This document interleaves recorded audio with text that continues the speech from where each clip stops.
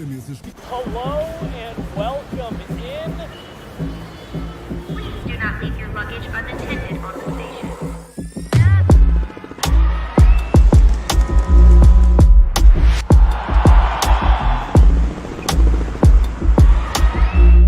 Welcome to the show.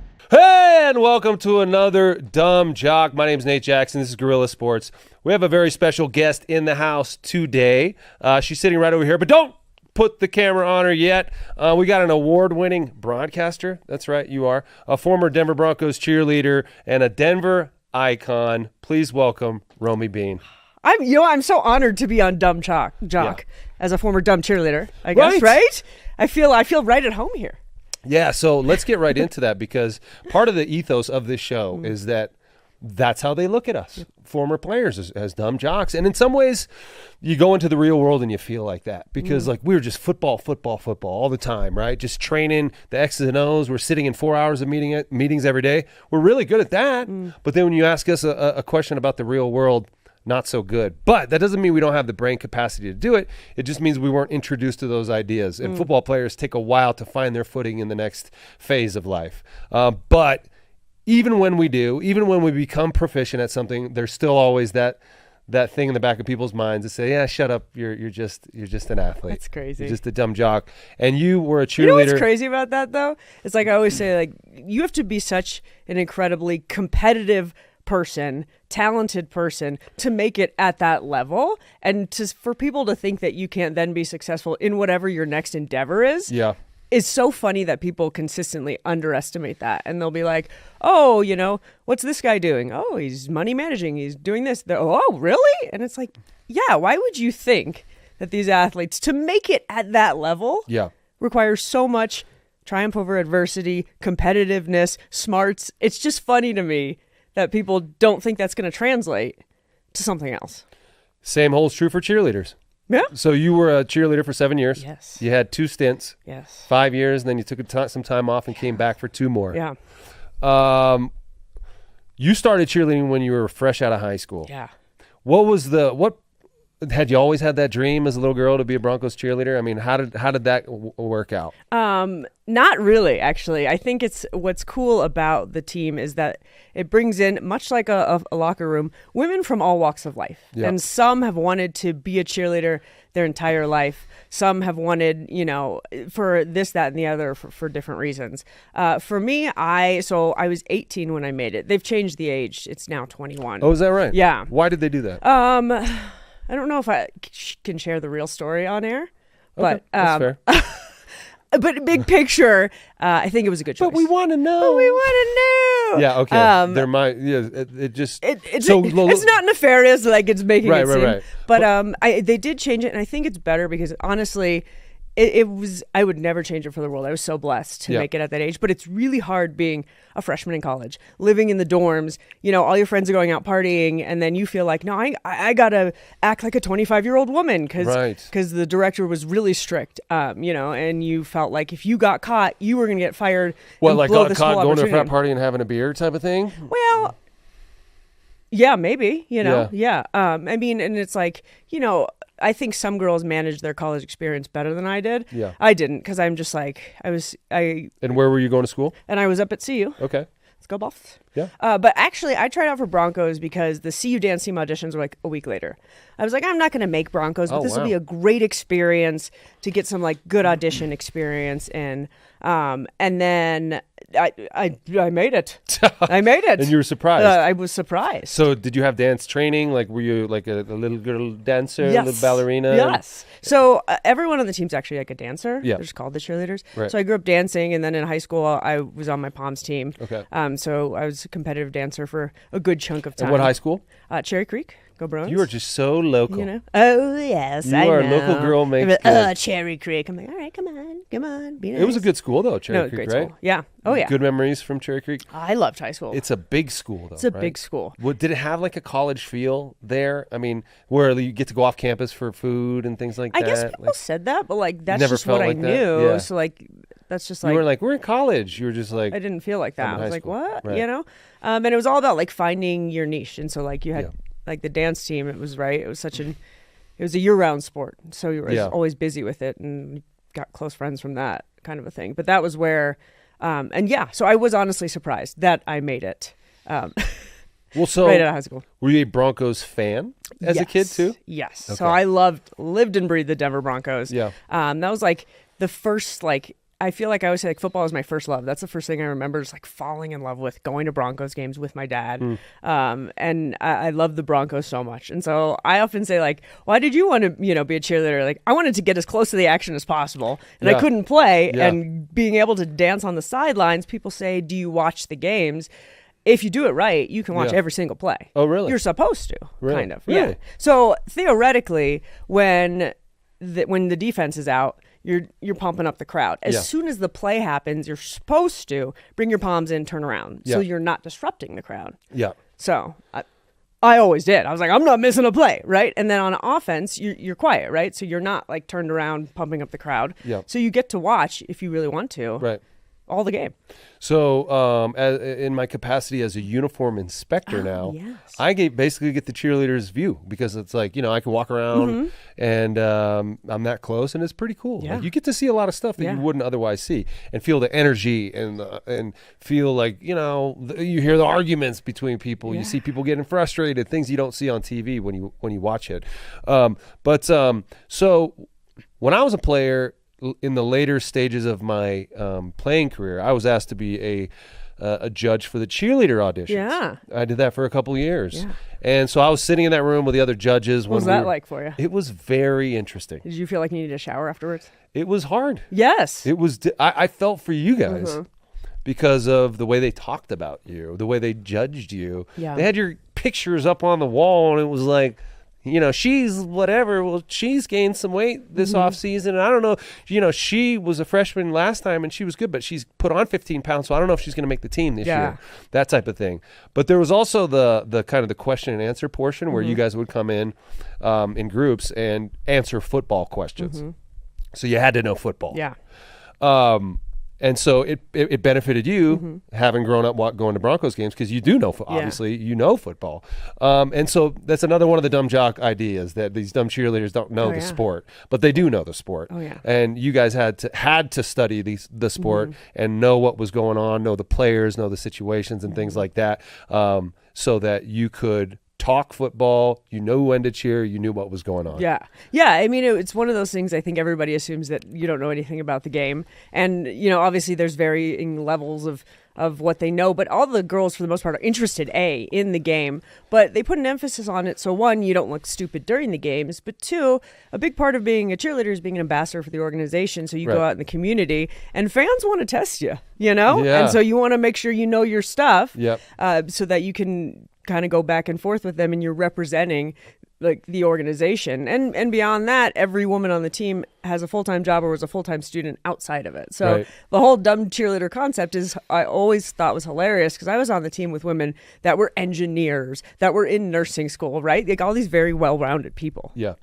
So why would you have to have another job when they pay you so well to be a cheerleader? You're the multi-million-dollar salaries, right? Yes, they pay you so well. I would say the Broncos always took good care of us, like, in the sense of it wasn't, you can't live off of it. Right. And I'll probably get flack for this. I always advocate for the women to make more money. They absolutely should. Why would you get flack for that? But no, what I'm going to say next is I feel like you will hear a lot of women say it's worth it for the opportunities. And people are like, don't say that. That's devaluing it. But you really do feel that way, right? For me to get front row seats to games, for us to do armed forces tours and travel around the world, and I went to, when I was 19 years old, I went to Iraq, and you go into the war zones and you're visiting with soldiers and things that you would never experience any other way. I got into this career because of cheerleading. So there really are incredible opportunities. That's not to say that the women shouldn't make more money and by any means, but I do think that my experience had nothing to do with the money. Right. That being said, that's not why you did it. That's not why you were in college, right? And you were trying to have this because you love dancing and you love the Broncos. Yeah. And you wanted to be on the field. Yeah. And so what happens if you get hurt? Like we were talking off camera about like, when you came back for your second stint after having a few years off, you'd be really sore. Yes. Your neck was messed up. Oh, yeah. From all the hair whipping. Oh my gosh. So messed up. Like I had So friends that much would hair go to the whipping. doctor and they're like, did you get in a car accident? You have whiplash. That was like hairography is a real thing. I will never forget once our choreographer was yelling at one of the girls because she's like, your hair is off. Well, no, I think about it all the time. What does that mean? Your hair She was flipping her hair off on two. You had to flip it back on one, Wow. Yeah. No, but if you got hurt, I mean, thankfully I never got hurt where I had to sit out, but at least on the Broncos, there's like 2 alternates that would like alternate in and out. I don't know if that's how they still do it. So there's kind of like depth players, if you will. Oh, yeah. That's kind of what Second they did. string. Yeah, but it was also one of those Special things teamers. where you don't have access to the trainers. That's it's what like, I was going to say. It's So- like deal with it. Yeah. So like, the football players, they're out there on the practice field on the game field. They got doctors surrounding them, watching them, trainers watching them. Like if they have the tiniest boo-boo, you got 15 people around you, and they treat it immediately. Yeah. And if you need an MRI, they set it up for the next day, and they give you the medicine. And if you need surgery, they set that up. You don't have to fill out a form. You don't have to call a doctor. You don't have to do a damn thing. Yeah, no. They're taking care of all that for you. If you guys get hurt, do you have access to those doctors? Do you have to go? Do they give you health insurance? No. I mean, any sort of attention, or is it all on you to go find that? I think it's all on you. I think maybe there's some girls who, like, if they got hurt during the game, maybe you could go through like workman's comp. Maybe I honestly don't know, but no, you did all of that on your own, and it was like. It always kind of felt like being hurt wasn't acceptable. And to be honest, that didn't feel like that was just cheerleading. That felt like growing up in dance. Like, it's like, what do you mean you're not doing it full out? Like, you're almost not allowed to be hurt unless something's ripped in half. Kind of like you guys. Yeah. And so, I don't know. The dance world's really interesting. You just learn to, like, not complain about any of that. Yeah. That's not fair. Yeah. That's not fair. It's like anything else. You just like, it's almost like Stockholm syndrome. Like, it's like, oh no, this is how it's supposed to be. Yeah. This is fine. You don't even think this is weird. So we live in an era now where some of those old norms are being challenged, or we're actually addressing some things that may be unjust or not right. Do you think there are some changes that should be made in the cheerleading world to address some of those? I mean, how, you know what I mean? Like, is there, I've heard talk about a union. Or there is no union, right? No, yeah. Was that ever discussed when you were there? Because you were there for a while. Yeah. And then you came back and you're older. Did the young girls look up to you as far as like, things like this? Did they ask you questions about what to do? And I don't know. I mean, I do feel like it's changed a lot. Like when I first got there, it was like, you are just lucky to be here, right? Like, don't complain about anything. Don't step out of line, whatever. And by the end, when I had come back, like things had really changed. Like the women started getting paid for rehearsal time, which didn't happen my first 5 years when I was there. So I think slowly things have evolved. Obviously, there was a kind of, I think, cheerleaders who had lawsuits, and I think that brought attention to it, and different organizations handled it in different ways. Yeah. And I think some really stepped up and taking care of their women and do kind of the best they can. I mean, a union's not the worst idea. Why not?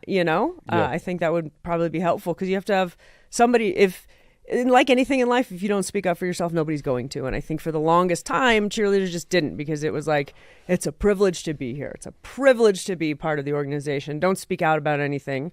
And then there are some who treated their cheerleaders really poorly. Like you hear some of these stories, right, where it's like they're making negative money. I mean, that's crazy. So it is. What do you mean negative money? I think they would charge them to purchase these certain things and then pay them like $50 a game, and then that would be it. Yeah, and then they worked out with like their makeup and their hair and everything that they had to put in, that like they were like making negative money. Now oh my gosh. On Broncos, you know, there's a hairstylist. You get expected to like be tan, so you have the tanning stuff. There's usually a yoga membership, so there's a lot that like you get, complimentary, so you're not paying for those things, right? So I've always felt like my view was a little skewed, because I did think the Broncos take really good care of their cheerleaders, but some of the organizations really did have to step up and need to step up, and it was sad to see some just cancel the program because they didn't want to deal with it. Yeah. Who did that? Didn't the Bills? Oh, did they? Am I wrong on that? I could be wrong. I'm not sure. Was there any kind of like rivalry between cheerleader team? Like, were you guys ever in the same place? Just for the Pro Bowl. Okay. And then I was never a Pro Bowl cheerleader. What? I know. I was not. I'm not that cool. I was a Pro Bowl alternate one year. Oh man. So I went as the B squad. So, but actually, Well, I never made the Pro Bowl either as a there player. you go, right? So. So you could have gone in the B squad with me, where we went. It was like a group of a few cheerleaders, and we just went around to like schools and did clinics. So we didn't actually dance at the game. That was really fun. But outside of that, really just the Pro Bowl. But no, I think it's a mutual like sisterhood. Yeah. Right. Like I still see the cheerleaders like. From other squads, like when I'm like getting ready to report and they walk by, I'm like, "You girls look beautiful," woo, woo, woo, right? Like I can't, it just comes out, can't help it. So no, I don't think there was like any rivalries because it's not like Bring It On. It's not like you're competing, You're not, like, right? competing, yeah. It's like we have to be the best. You know what they should do is have like the cheerleader games every year where the cheerleaders compete against. They go to like Hawaii or something and compete in some like challenges. Okay, there was some TV show at one point in time, and this is where they had like it was something like that. They had like a bunch of cheerleaders do like cheerleader challenges. Or at the Super Bowl, they should have like all the cheerleader teams go there and play flag football. Have a flag football tournament. That'd be fun. Against each other. Roger Goodell, Absolutely. what's up? That would be cool, wouldn't it? I'm here for They're that. always looking at new ways to promote the game. Ooh, like a cheerleader combine. So when I was, I think, and would you be able to run the 40? Like, I mean, how could you? Do you have injuries now from your cheerleading days? Or are you able to still kind of work out and do the same things that you're able to do now? My neck was really jacked up for a really, really long time, to the point where like I was contemplating like, should we get like some sort of surgery or something? Oh, really? But it has healed itself and it's good. And I think I was blessed to not have any severe injuries. I'm surprised my knees aren't dust at this point, but they're not, That's which good. is great. So yeah, no, I'm a perfectly functioning person. That's good. So the NFL used to be, and still is to an extent for the players, all about kind of your toughness and any feelings you're feeling, any doubt, any emotional issues, any mental health issues, keep them to yourself. Yeah. That's changed a little bit over the last 5 or 10 years or so. Does that sort of are there any resources for the mental health of cheerleaders or the kind of the pressures that cheerleaders go through? Is there any outlet for them within the team? Is there anyone looking out for them and their mental health, or is it kind of just like just shut up and perform? Yeah, I can't speak on how it is now. Like I'm not totally sure. Like you said, things have changed a lot. I feel like it's such a time. It's a great time now where people are like, yes, speak about your mental health, right? But I was definitely there in the time, especially my first stint, where it's like, rub some dirt on it. Yeah. It was much like it was in any other sport, and the way you were coached and everything, where it was like, deal with it, deal with the pressures. This pressure's a privilege. You are lucky to be one of 24, 28 women to have this, pressure and this privilege and this opportunity. So don't you dare complain, about it. And honestly, I was like, all right, ma'am, yes, ma'am, sir, Captain. yes, sir. I absolutely felt that way. Like I'm so lucky. I could be replaced at any moment. There was hundreds of women at the auditions. Lots of women's at the auditions, and I made it. So I was someone who was like, I never thought, oh gosh, like I should, deal with what I'm going through emotionally. It was like, just stuff that down and It's so similar to the football players. Yeah. You're lucky to be in that seat, Yeah. Like if there are hundreds, actually thousands of guys waiting by the phone right now who would love to be here. Yeah. So don't make that mistake again. And don't talk about how you're feeling.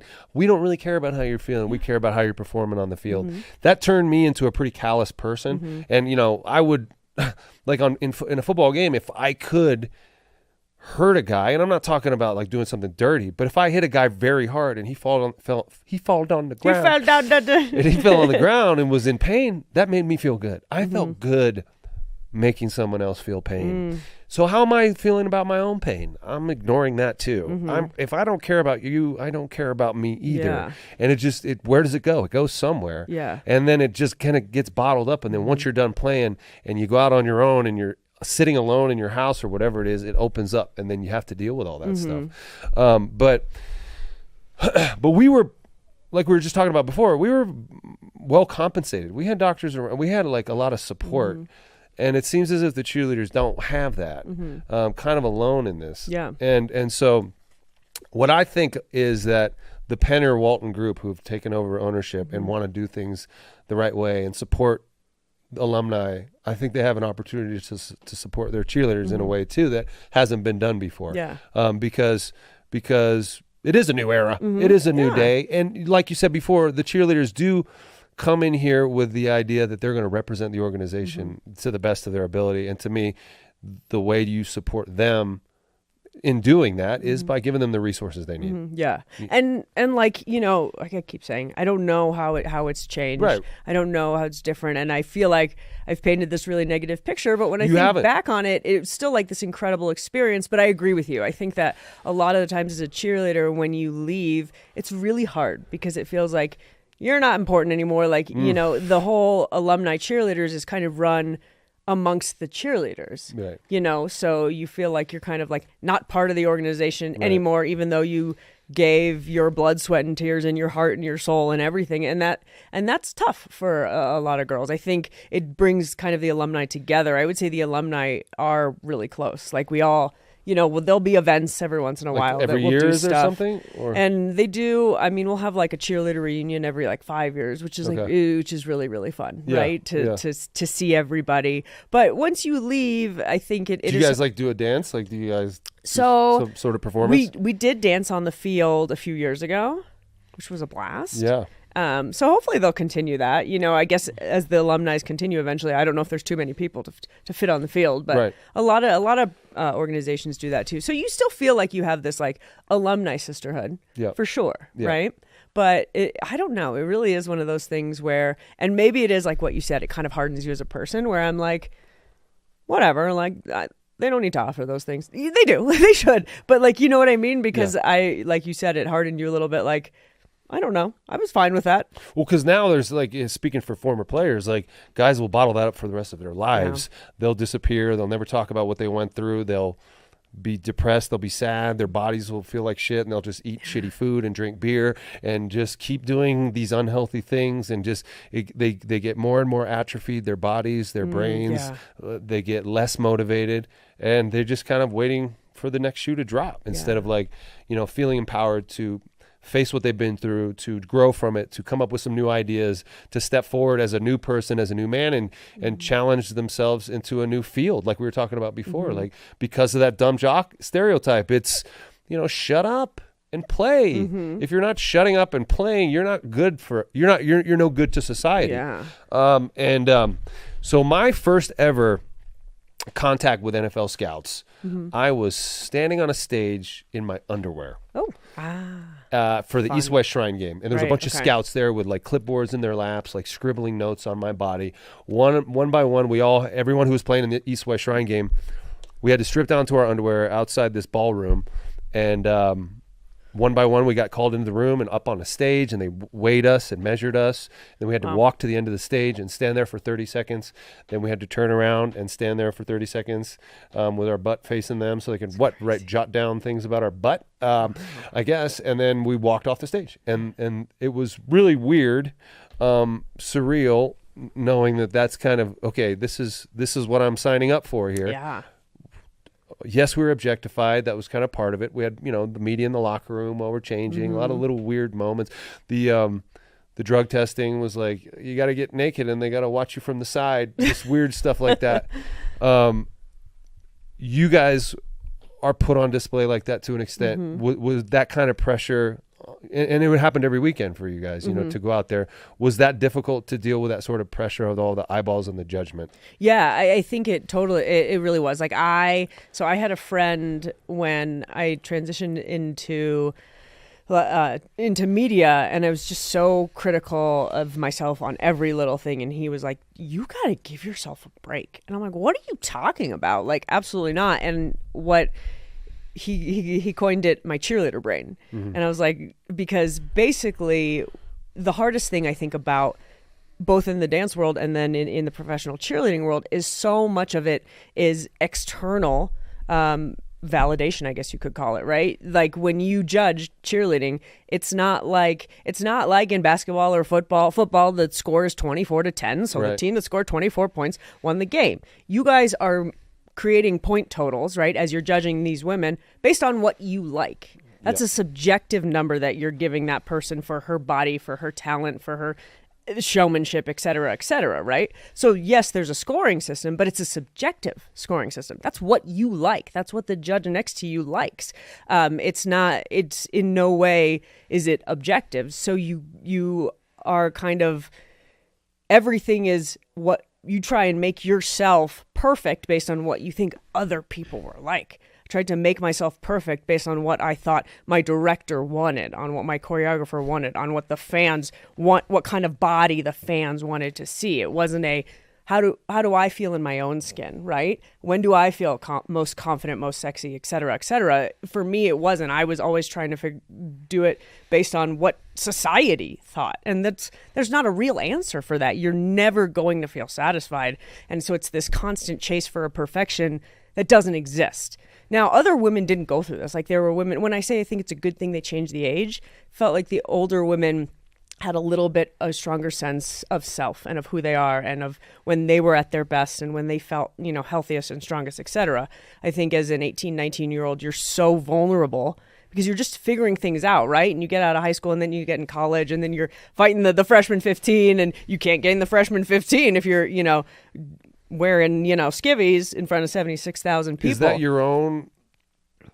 Is that you saying that I can't gain it, or was there coaches being like, did you have to step on the scale and stuff? We didn't have to step on the scale. So there are teams I do know of that have weight limits and they have weight ranges, which is crazy because just as a human being, you can fluctuate so much. So we were lucky we didn't have any of that. I know I had friends on other teams that they got the pinchers all the time, way crazier stuff. So there was, in theory, less pressure.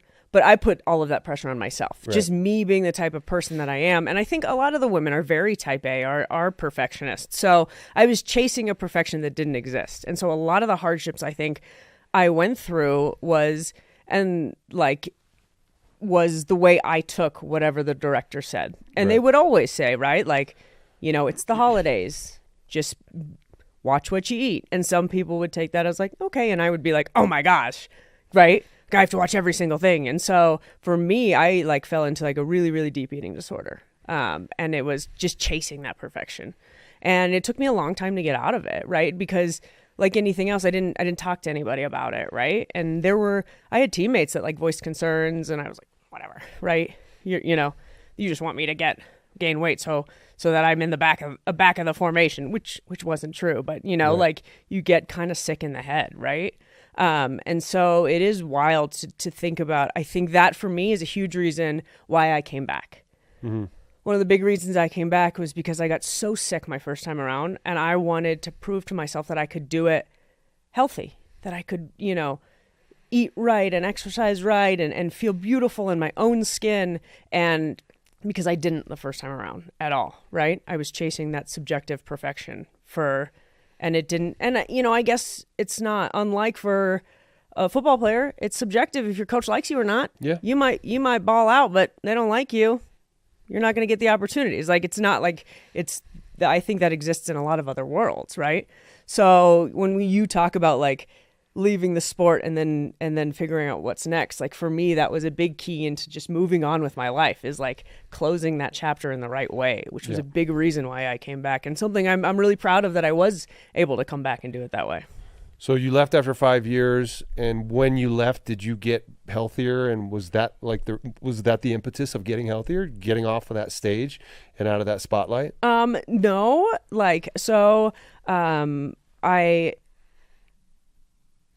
I would say when I was on it the first time around, I started to get healthier towards the end of it. So I was on it for 5 years and I was probably at my sickest, my second, third year. And then fourth and fifth year, I started to get out of it for sure. And I gained a little weight and looked a lot better and was feeling a lot better and all of this stuff. But then I didn't really address it head on until I moved to LA. I was in LA for 4 or 5 years. And everything I felt like it was better. It was I dealt with it I dealt with everything being hurt on the team, right? Just stuff it away. It's fine. And it wasn't until I had moved home and I just felt really lost. I felt really unfulfilled in my life. And that was when I really first addressed that there was a lot of baggage that I hadn't unpacked that was still there. I wasn't like knee deep in an eating disorder like I was when I was 19, 20 years old, but there was a lot of residue, right? And there was a lot of the mental aspect of it and those thoughts. And so that was when I really like addressed it head on, and I went to like outpatient treatment, and it's the best thing I ever did. And it was hard. It was really hard to admit that I can't do this on my own. And it was a very vulnerable thing, and it was something I didn't tell anybody I was doing, right? Because I was like ashamed of it, which is also funny when you think about, right? When I do say it, people are like, oh, that's so wonderful. But it was like, oh, I was so ashamed, right? That I couldn't deal with this on my own. So it took a long process. Like the whole thing for me was, getting out of it, probably the whole like less than a decade, but a long time. Took a lot of years, I think, to go from the one point to the other and to come out of it such a stronger, more well-rounded person. When you're telling me that, I'm thinking about some of my former teammates and brothers who are dealing with their own sort of issues, addiction issues, mental health issues, and they won't reach out for help. They won't get help, and they need it. And I think there's, their doctors know they need it, but they won't step in and do anything about it. Like, the people who give the prescriptions, they know you need it. Right. But can they step in? Or are they just going to keep refilling that prescription? Like, there's people who know that these guys need help and don't know how to get it to them, because you got to want to help yourself, right? Yeah. And so you were able to do that because of the perspective you had and the experiences you had and moving back. How would you go about talking to young ladies who wanted to become cheerleaders about how to avoid that altogether? Yeah. Gosh, that's a great question. That's hard. I think that's a really good question. I don't know if there's an answer to that, but I think the biggest thing would be open. Find if it's one person you feel comfortable talking to, right? Just at least feel like you can talk to one person, or if there's a couple women on the team that you can support yourself with, and that you guys can don't feel like you have to do it all on yourself, and don't, right? But I think some people are a lot better at just speaking how they feel and being okay with, not like I had a thing when I think about it, and I don't know where this stemmed from, right? Of like this, like I always wanted to look so strong on the outside, kind of like football players, right? Like this like warrior complex. And a lot of the women on the team didn't have that. And so I think I would always look at them and be like, how are you okay? Just talking about like, all the tough things you're going through. Cause for me, I always like to feel like I was like a late bloomer. Like it took me a long time to get there. So I would just encourage them to, find at least one person they feel like they can talk to and be a resource for, because it hits everybody different. But I think if you have a support system, and I had a great support system, it's just feeling like you can be open with them. And I don't know, I think that's different for everyone. I think when you're talking about your buddies, it's a lot harder for men. It is, even though we live in a time where mental health it's so like there's so much more emphasis on it, and as men or women to talk about it. But I think that for men, it's still harder. It's, it's like you're allowed to be more vulnerable as a woman. You just are. It's harder, I think, as a guy, even though it's come along so far, Well, everyone's dealing with something in their own way. And I think that, we have a lot in common as far as the football and the cheerleader, being tough and, never showing that you're hurt, and then moving on with your life and trying to figure out what's next. But I think a lot of people listening right now who didn't even play football or weren't a cheerleader are resonating with everything you're saying right now, because everyone's keeping things inside for the sake of putting on a good face, for the sake of not worrying their family. Don't want mom and dad to think I'm not okay. So when they call and ask how I am, of course I'm fine. Right. I'm not going through what I'm going through, because I don't want to worry anyone. So we all keep it in. But I think your willingness to share what you're going through and just the stories you just told is a powerful reminder and resource for not just young women who want to be cheerleaders, but everyone who is dealing with something. So thank you for sharing that. Yeah. Thank you for giving me a safe space to share it. Absolutely. So you transitioned from being a cheerleader to being a broadcaster. Yeah. Before I want to get into that, now that you're there, because you're there at every game. Yeah. You're there to all to see. You are so busy right now, Romi. You do a lot. But when you go to the games, do you ever watch like the cheerleaders, or do you find yourself like watching their dances and being like, get your leg up. Get your leg up. I do watch. Whip that hair. I do always watch them, and it's really funny because it's kind of changed. When I would first was fresh off the team, I felt like I watched them more critically, and now I'm just like, go girl. It's like I'm like cheering them on, and I root for them. But I would say when I first started, I was watching them all the time. But I was just try and watch and support as best as I can. Yeah. Yeah. It's sometimes I'll look at things and I'll laugh because I'll be like, oh, the lines are a little off. Gonna be in trouble for that on Tuesday when you go back to rehearsal. So do you guys go back and watch film the same way and like analyze the film of the performance? We did it a couple times, not as much. I don't know if we still do that. Come on, you're better than that. Come on, you're better than that. Yeah. Did you guys get that kind of come on, you're better than that treatment? Do you get chewed out? Yeah. Oh, yeah. You'd get chewed out all the time. Yeah. All the time. And it was but a lot of times you're doing kind of different dances week to week. Yeah. So you're just drilling and cleaning those new dances. How many how many different numbers would you guys have during the course of a game? Because it seems like a new song comes on, they have a different dance for it. A new song comes, and then at the end of every quarter, y'all gather up, and and that happens 4 times. And then there's the TV timeouts where you go out there. How many different dances would you guys have? It changed. By the end, it was a lot less because now they have just way more in-game things going on. They got the races in the end zone. Right. But it used to be we'd have 2 quarter breaks, so between first and second, third and fourth, dance in the end zones, and then you'd have a couple timeout dances where you run out to the 20s. Right. So when I first started, we'd have 4 timeout dances ready maybe, and then 2 quarter breaks, so 6 routines, and then you have your opening number. Which used to be we'd do a dance in the middle of the field and then run and make the player tunnel.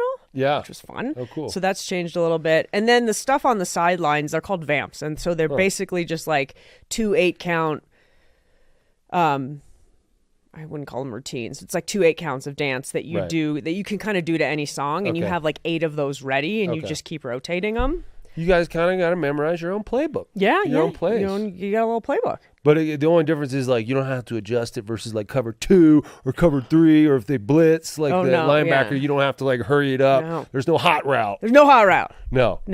You know where you're going. You know where you're going. Just don't mess it up. But you guys aren't dumb jocks, that's for sure. Yeah.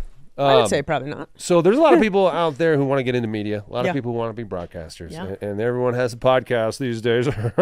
You're looking at it. I don't have a podcast. No, why? I mean, that's probably the next thing because you don't have time to do a podcast. Yeah. You're very, very, very busy. Yes. But you probably didn't start off this busy when you started off in broadcasting. What was that like, that start into this field? Yeah, it was actually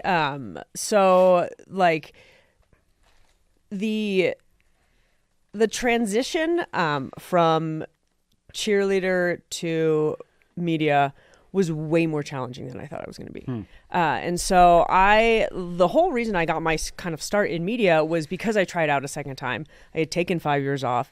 Nobody had taken 5 years off because it's just not, it's a young woman's sport like football's a young man's sport. Yeah. So I did a radio interview about it. And expressed interest in it. And that was really where everything started. And our guy, Andy Lindahl, gave me a shot. Right. Yeah. And so all my credit goes to him. And the whole story is a long story of, I started going there, I was working full time in sales, and then I would have cheerleading at night, and then I'd go to he had the night show, go to his show at night and learn, and I'd learn how you work in sales at the radio station? No, just at another. Oh, just a different. Job. Yeah, cool. And then I slowly started to kind of work my way up. Eventually I quit my sales job because the bottom level position at radio opened up. I moved back in with my parents because I couldn't afford my rent. Very blessed, obviously, to have really supportive parents. But I just started at the bottom, and I go back to the late bloomer. This all happened starting again when I was 28, 29, right? So at this point, most people are in their second or third market if you've really made it, right? So I was I'm kind of starting late. I don't know if this is going to work, but this is what I want to do, and I'm going to try. And then I started transitioning. I got a television opportunity, and then I went from... so sorry to interrupt you, but radio, you don't have to put on your makeup. You don't have to be in front of a camera. Yeah. You're just sitting there talking. Did you like that? Did you like the radio? Kind Yeah. of just like It was being able great. to just sit there and shoot the Yeah. shit. Oh, yeah. I think like TV and radio offer such different opportunities. One thing I always loved about radio is that it's long form. You can just talk and Yeah. you can kind of go through a thought process, and you have more opportunity to give your opinion. And Well, that's why podcast is good because Yeah. you can do both. Yeah, It is on for sure, camera, but it's for also sure. like we don't have any sponsors. We Yeah. got to stop and pay the bills keep every it 10 tight. minutes. Yeah. We can have long form conversations, and it's kind of the melding of those two worlds. in a way. Totally. Yeah. Yeah. See, that's a good point. But so but then I eventually I wanted to get into television. I grew up watching Vic Lombardi, and I wanted to do Vic's job. Vic's the best. Always, yeah, right. Like that was I would like whatever was going on and make my parents change the channel at 10:20. I'm like, we're watching Vic. So right? part of the reason why you got into broadcasting was because of Vic. Yeah, absolutely. Wow. I Does he told- know that? I've told him that before. Okay. You know. Good.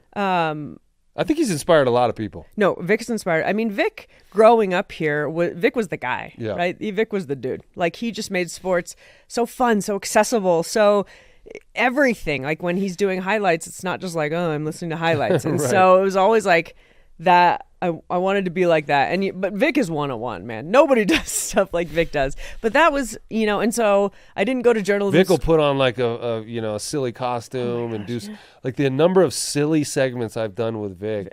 Like I had I had a book come out, and then he like to promote the book, he got a helmet, he put on shoulder pads, my and like gosh. we went Oh, to yeah. a coffee shop, and he was like having people throw footballs to him in a coffee shop and hit him on the head and yeah. stuff.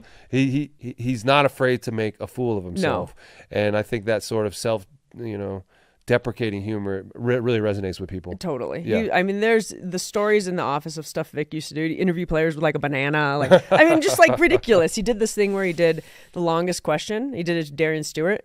And the question went on for like over a minute. And D Stu was like, whoa, what's the question? Yeah.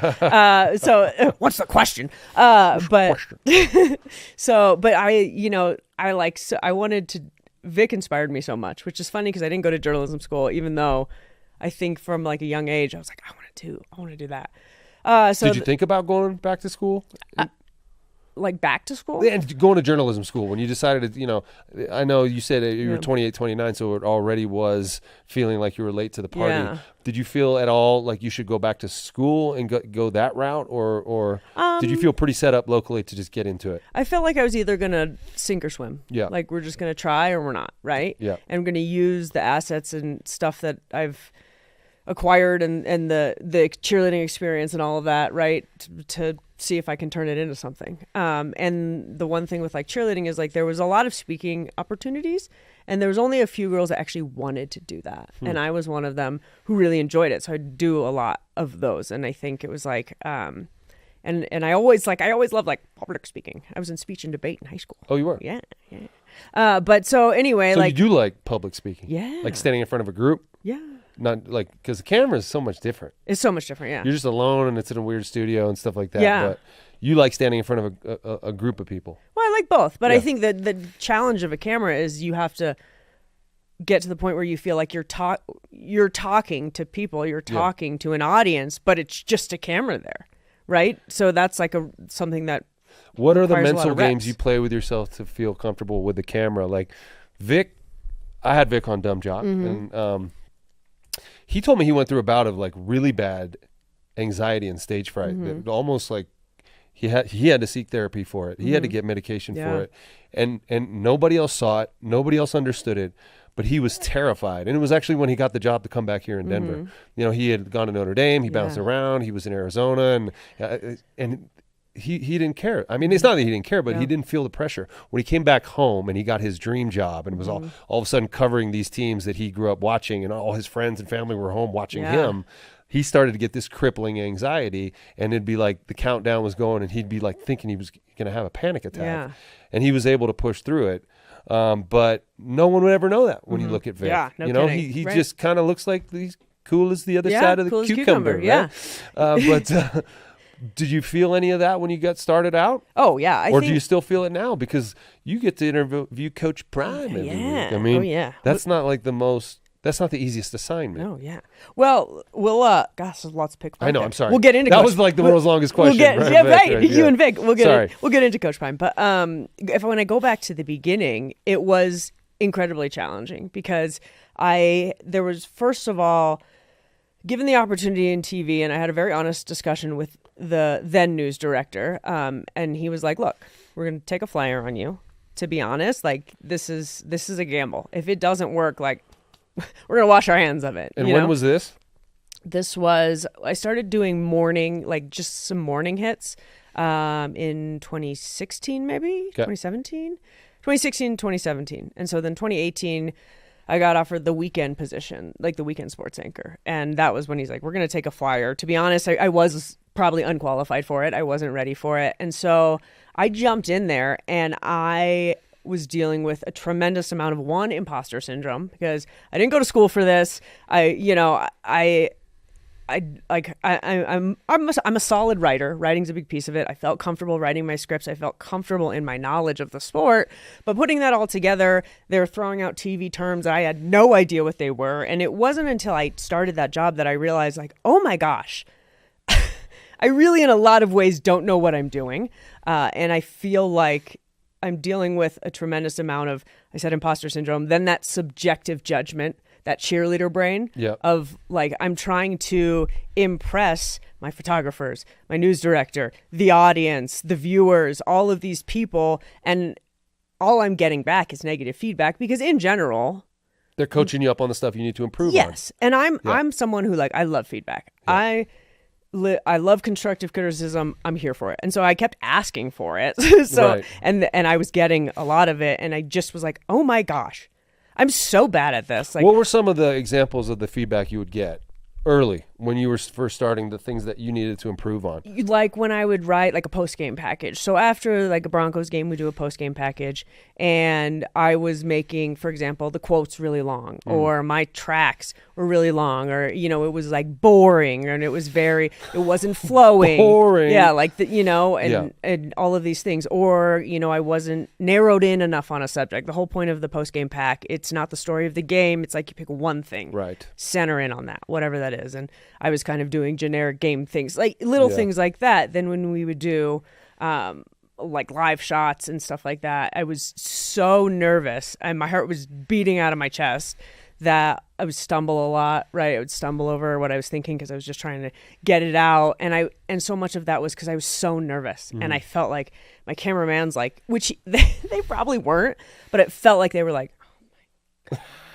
Like in my head, that's what I'm seeing out of the corner of my eye, right? And then of course you get a lot of viewer emails and you only get nasty ones. You don't get people that say, I just want to tell you I think you're doing a great job. No, like, really? No.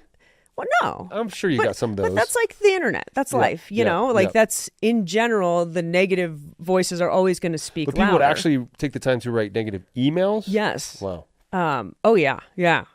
And then so all I was getting is what I was doing wrong. And then I'm one of those people who internalized all of that and just was so hard. I could not give myself a break. Like I was like, I'm so bad at this. And for me, that also motivated me. I had a moment with like someone I worked with where I felt like they were like, okay, this person's trying to break me. This person's trying to break me and make me quit. And for me, I was like, as the kids say, bet. So like I was able to really turn a lot of that and just challenge myself and just kept pushing myself to get better. It's good to have an object of like spite. Yeah. Spite is a hell of a drug. I want to do this because I want to prove you wrong. Yeah. You need motivators and encouragers, but you also need people who doubt you and don't believe in you so you can stick it to them. Right. So there was like all of that, but then... And by the way, you did stick it to that person. You're an award-winning broadcaster now. Thank you. Yeah. And you've been celebrated, rightly so, over the last several years for your achievements in this field. So without spoiling the ending here, the hardships you were going through have led to you becoming very good at what you do. Yeah. I mean, it really is. I've always been someone that I feel like that negativity motivates me and inspires me and it pushes me. The part that surprised me, I think, was that the coming straight off of cheerleading was a lot harder than I thought. When you're a cheerleader, you're so beloved by the Broncos fans and everyone you interact with, and they love you, right? You're like, and you're just happy and positive all the time. And that became a thing where it was like on top of me going through my struggles that like in TV, they say usually you make all those mistakes in a small market. You're making those mistakes somewhere in Montana. Wichita or something. Right. So Yeah. by the time you get to Denver, you're not making it. So I'm doing that, A. And then on top of that, there's this cheerleader stereotype. Yeah. I'm the dumb jock that Right. just wants to be on TV. Right. You're just the cheerleader that wants to be on TV, right? Yeah. So every time I messed something up, it felt like exacerbated, And it was just, I don't know. I kind of thought that like going from that cheerleader role would be like a real big positive, and it was really hard. I had a discussion with my news director at one point where he's like, you should stop posting on the like social media about like being a cheerleader. And I was like, oh my God. And I get it now. It took me like, I was like, what he was saying was you need to separate. Yeah. You need to create. And so now I talk about it all the time, and that's such a good full circle moment that but it was all of that on top of the struggles of trying to make it in a business that had so much climbing to do that made it a lot really challenging. But now it's like so great to be able to talk about it, right? Because there were so many times where it's like, oh, you're just such a stupid cheerleader. Oh, I know how you made this. You got that job horizontally. Like, the endless comments like that. Yeah. Where as much as you're like hard, it hurts. Yeah. When you talk about kind of distancing yourself from that moniker, I think former, athletes deal with the same thing. Like how long do I hold on to that thing that I used to play for the Broncos? I used to be in the NFL, former player, former Broncos, former, like that kind of follows you everywhere. Yeah. And you do have to distance yourself from it somehow. When I wrote a couple books. One of them some people read. One of them nobody read. No, that's fine.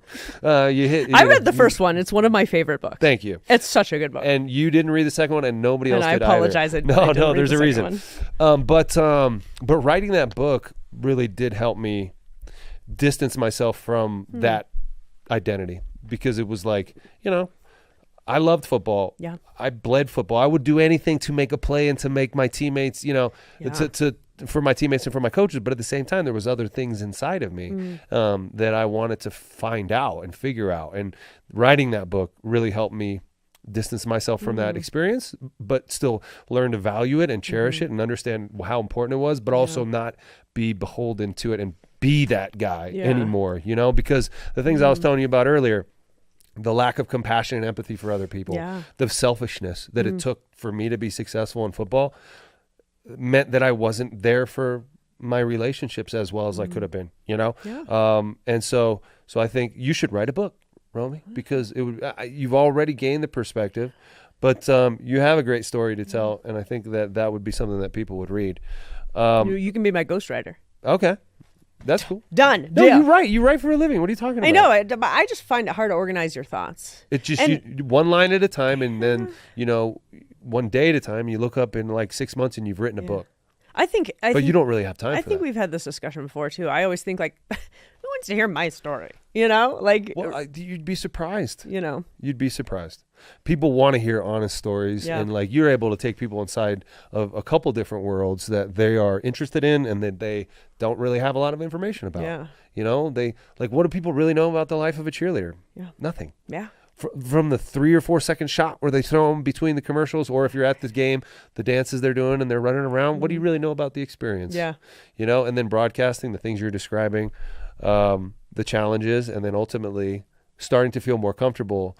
When did that feeling of starting to feel more comfortable, like, okay, now I know what I'm doing here on camera, when did that happen for you? Yeah, that's a great question. I feel like there was a point where I started to, just with like anything else with reps, and I could feel myself getting better, and like for me, it's been a really hard battle with like giving myself a break, right? And being like, I will never be the person that's like, I'm really good at my job. Like I'll hear people will tell you that. Yeah. And you don't have to tell that yourself, but the awards that you keep collecting will tell you that. But what's funny? It's like I only like half believe it, which is kind of a sad reality. Like I just, but like at the same, it keeps you hungry, right? Yeah. No. Yeah. It keeps you hungry and wanting to improve. Yeah. That's a good thing. But like I definitely do feel like I've evolved in my career, and I think for me, covering the Avs Stanley Cup run was a big turning point for me, because I love hockey, but I never grew up like super X's and O's hockey, right? And so that was I had gotten to a point where I was feeling really comfortable in my job, and then now I'm like talking about hockey like every single day, and kind of that imposter syndrome again, right? Yeah. And I felt that when I was on the radio, and I had a daily radio show when the Avs made their run. Yeah. And I don't know anything about hockey. It was really hard. Every day we had to come in and talk about the Avs game. And like our program director wanted us to talk about hockey the whole time. Yeah. I'm like, what the fuck is a forecheck, guys? I still don't really know. Sort of like, you do that? Look, we're getting Jesse in here. We always have. We're like, oh, they're going on the forecheck tonight. Forecheckers. Coach speak. Good little forecheck. But I know what you mean there, and it's a little bit of a struggle, but you're able to push through it and become like an authority on every sport. Yeah, and I think that is always the one thing I love about my job is that we get to cover everything. The one thing that's really hard about the job is that you cover everything, and so feeling like you are up on everything, and when you go, we like this time of year are at Broncos and Buffs like all the time. So going, showing up at Nuggets and Avs and feeling like I'm probably going to ask a question that was already asked earlier in this week by one of the beat reporters, right? And that was something for me that like for a long time I wouldn't ask any questions, and now I'm like, that's okay. Like the coach understands, right? Yeah. But I try and be there like more than I have to, if you will, because I think that being there is like important, right? And like not just like showing up in the playoffs with those guys, but doesn't that stretch you pretty thin? It does, yeah. Like you probably work crazy hours. Yeah, it does. And how do you balance that? Like the more you do, like the more stuff you do well, the more they ask you to keep doing that. Yes. Right? And so at what point do you say, whoop, I need some me time? Yeah. I saw a meme that was like, accidentally got good at my job and it's ruining my life. Yeah. But I have no balance. I don't. That's something that I probably am struggling with right now is for the past few years, I keep saying I'm going to find more balance in my life. And, people are like, how's your life? I'm like, professionally, personally, like it's just, and I'm not good at it. I'm but not the temptation, because you got into this profession late, you want to work as hard as you possibly can and go as far as you can, right? And so and there's always games. Yeah, there's always something going on to cover. Yeah. I mean, and they happen late at night, and then you got to do a report on that, and it's like you're working every night. Yeah.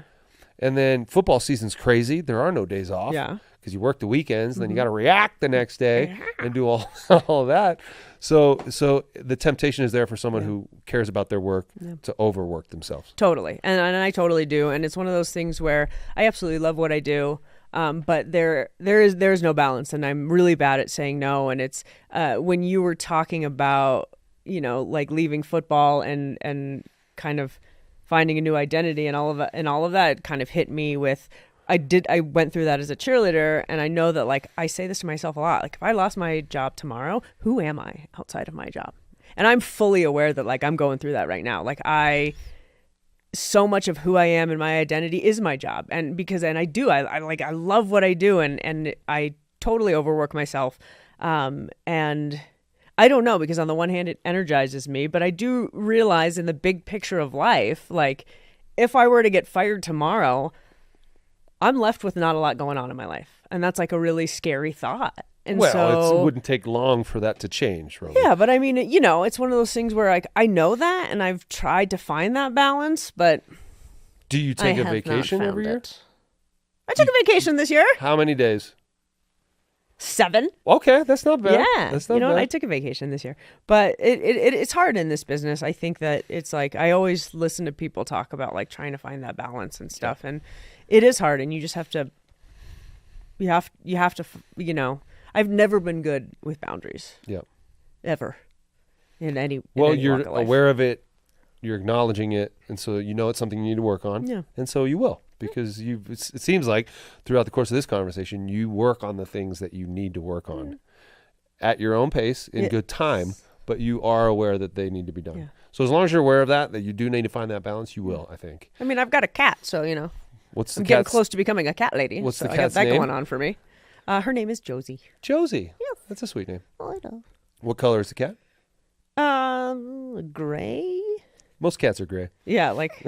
Just a cat. Generic cat. Generic cat. Yeah. Josie. Well, if Josie watches this, I hope she enjoys it. Yes. Really quick before we get out of here, because I know you got some stuff to do today. You're, after all, a busy lady. I got time today. As a CU grad. Yes. covering CU Buffs this year, and especially the last couple of years, and then being able to, interview Coach Prime on that show every week. What's that experience been like for you? It's been incredible. It's been like, well, first of all, as someone who went to CU when they were not good. Right.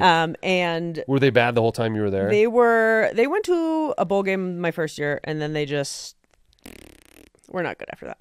And there was like seeing the stadium full. When I went there, everybody left at halftime, and I'd still be there, and like everybody's gone.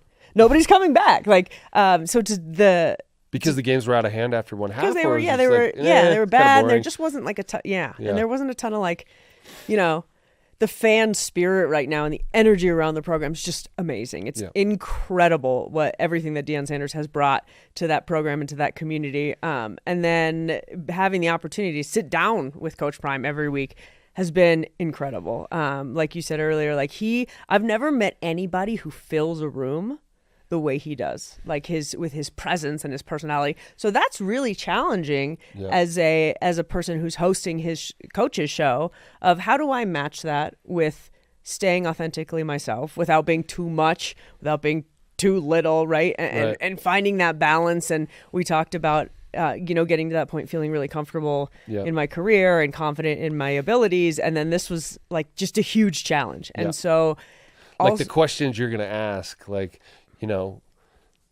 a lot of journalists would want to ask challenging questions to coaches about why things aren't going well and stuff like that. And Coach Prime is also a different guy. And so you want to approach those questions cautiously, respectfully, because he is leery of media. We've seen that, but he also respects those who come about it the right way.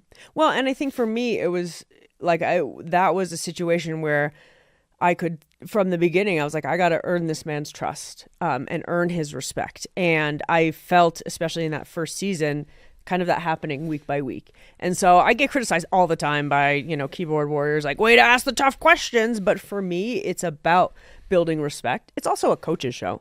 So anyone who knows anything about a coach's show, it's not a grill session. No, it's softballs. It's but it's, it's about asking questions that think of the audience that's watching. These are Buffs fans. Yeah. So what do they want to hear about the program? And when things aren't going well, how can you make it so you're not just like, well, this is bad, this is bad. Let's key in on some of the good things. So I would spend a lot of time keying in on players that are doing really well. But it was always a great challenge to figure out kind of how you could do that. And like you said, asking questions, finding a way to still ask questions of like last season with the run game, you got to ask it every week. Yeah. But how do you ask it? Can you ask it in an empathetic form, and can you ask it in a way that's respectful? And so for me, that is kind of, I think, the kind of person I am. I'm not a person who's like, yeah, let's go. That's what I was going to say. I'm not interested in that. So if people don't like that, sorry. When you're just describing your approach with Coach Prime, it seems that that's been your approach all along, to highlight the good things that teams are doing, that players are doing. That's what I think. That's what sports fans want to see, especially local fans. There's certain radio shows they can turn on if they want to hear people just pissed off, talking shit and being like, "You're the blame. You should be fired. You should be traded." This guy, because that happens. Yeah. That's not what people want, in my opinion. That's not what they want.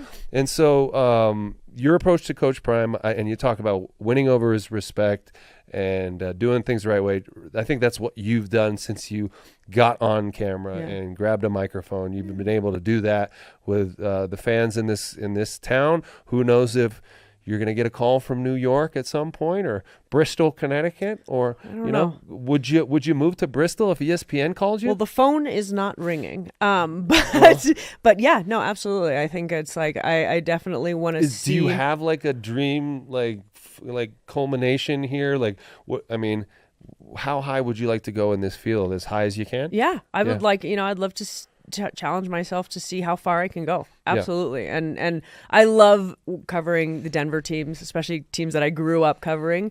But I do hope that I'll, get some opportunities to challenge myself and to be in a position again where now I'm in front of a bigger audience with new challenges and see how I rise to those occasions. So that is certainly my hope, to continue growing and elevating. And I don't know what that looks like, but I hope this is not the last chapter. I don't know what it looks like either, but when it happens, not if, Romy, but when, you got to come back here and jump on Dumb Jock. always come back and visit the Anytime. little people along the way Anytime. who you've made such a strong impression on. So I want to thank you for joining us today on Dumb Jock. Thank you for having me. Yeah. This has been such a treat. Yeah. This is so awesome. I was saying like before, this is crazy. Like Nate and I go way back. Like we haven't been like friends for 2 decades necessarily, but first time I was a cheerleader, you were on the team, Yep. and you were one of those guys that did a lot of community events. Yep. So we got to know each other, and then I read your book, and it was like I felt like a connection to it because it was like You were down on that field, I lived seeing all that those life, things. but in such a different way, right? Yeah. And then obviously, like, it's not like we like talk throughout the years or whatnot, but we've both come back, and now we're both in this. Now we both do a show together. Yeah. Yeah. CBS. The Football Blitz. You Yeah. guys should watch it. Yeah, check it out. 10:35 It's a every good show. Saturday. Mike Sanford. With Mike Sanford, what a guy! Coach, He's great. yeah. But yeah, it's just crazy. Like this, like to see. I think everything you've done is just. I think that you've always been a great role model in like speaking your mind, right? Like I felt like when we talk about like being, suppressing our emotions as athletes or cheerleaders, that book was like, wow, this is so cool. He's like speaking his piece, you know? Yeah. So it's just cool, man. It's like, We're all grown up. we're all grown upsy. Yeah. And it's like, but like, it's just crazy. So Yeah. it's an honor to be on the show. Thanks for having me. Yeah, thank you for joining me, and come back and see me sometime. Anytime. And I'll be seeing you this weekend on the Blitz. All And right. I hope you're all watching. Yeah, I hope you guys are all watching. That's it for us on Dumb Jock. She's Romi Bean. I'm Nate Jackson. This is Gorilla Sports. Woo-hoo. See you guys next time. Later.